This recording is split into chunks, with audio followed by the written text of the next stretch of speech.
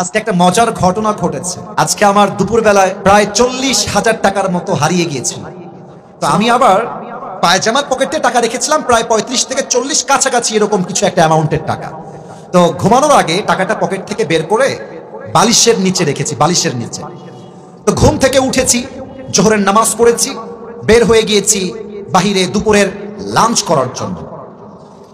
কিন্তু টাকা যে বালিশের নিচে ছিল আমি ভুলেই গেছি। হোটেলে খেতে গেছি, বিল দেওয়ার জন্য বলেছে, বিল হয়েছে 600 থেকে 700 টাকা। পকেটে হাত দিয়েছি, দেখছি টাকা নাই। মাথা তো আমার ঘুরে গেছে, কিরে টাকা আমি রাখলাম কোথায়? হঠাৎ করে মাথায় আসছে, আরে টাকা তো আমি হোটেলের বালিশের নিচে রেখে এসেছি। সঙ্গে সঙ্গে কোনো কথা ছাড়াই গাড়ি ঘুরিয়ে হোটেলে আসলাম।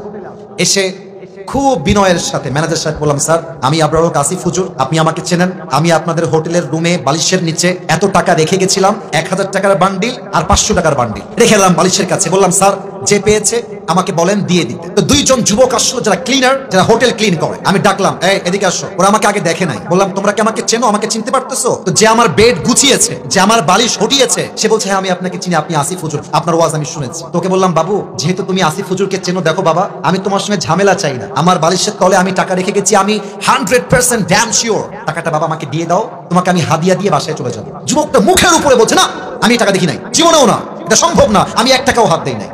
আমি বললাম, প্লিজ ট্রাই টু আন্ডারস্ট্যান্ড, একটু বোঝো, আমার বাদ মাগরিব প্রোগ্রাম, আসর আজান হয়ে গেছে, দিয়ে দাও বাবা, কোনো ঝামেলা চাই না, থানা পুলিশ চাই না, দিয়ে দাও। আমি বুঝালাম, আমার ড্রাইভার বুঝালো, পিএস বুঝালো, ম্যানেজার বুঝালো, সে বুঝতে রাজি না। এবার হোটেলের মালিক চলে আসছে, বড়লোক, শিক্ষিত, অনেক বড় ঘরের মানুষ তিনি, এবং তিনি একজন অ্যাডভোকেটকেও নিয়ে আসছে। সিসিটিভি ক্যামেরা ওপেন করা হলো, কে গেছে হুজুরের রুমে আর কে বের হয়েছে। তা আমি চোর ধরতে গিয়ে নিজেই চোর হয়ে গেছি। তারা আমাকে বলতেছে, আপনি যে টাকা রাখছেন তার প্রমাণ কোথায়?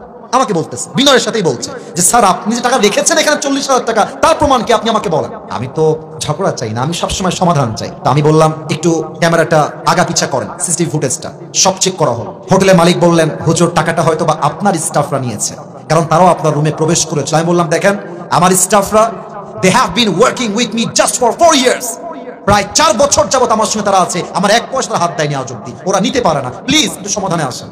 না, উনি মানতে রাজি না, উনি বললেন এটা হতে পারে না, আমরা সরি।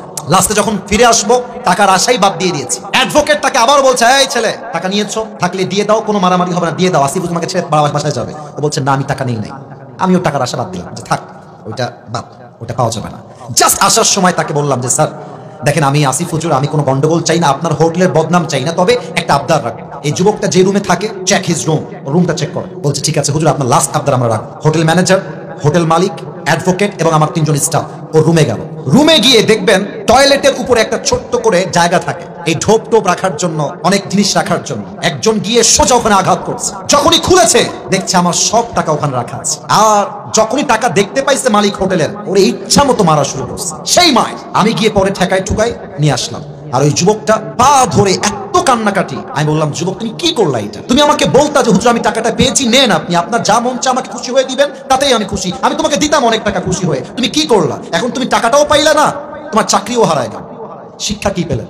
শিক্ষা একটা, যদি আপনি জ্ঞানী মানুষ হয়ে থাকেন, আপনি মাথায় রাখবেন যে আমার এই টাকাটা দামি নয়, আমার বিশ্বাসটা দামি। যদি আমি বিশ্বাস রাখতে পারি, পুরস্কারও থাকবে, চাকরিও থাকবে, জীবনটাও সুন্দর হবে। মূর্খতা করবেন, চাকরিও থাকবে না, জীবনটাও অসুন্দর হয়ে যাবে।